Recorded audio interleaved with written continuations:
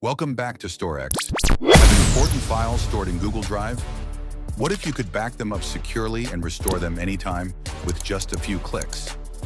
In this video, we'll show you how to upload and restore your Google Drive data using StorX. Quickly, securely, and effortlessly. Let's get started. First, log into your StorX dashboard.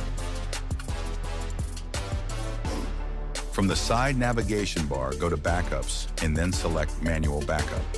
Click on Connect Google Account, select the account you want to connect, and grant the necessary access. Now you can see the option for Google Drive.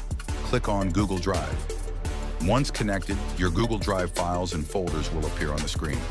Now simply select the files or folders you want to back up. After selecting them, click Upload. StorX will now securely upload your selected files to decentralized storage. Once you see the success notification, refresh or reload the page to continue. Next, navigate to the Vault section. Open the Google Drive Vault, where your uploaded files are securely stored.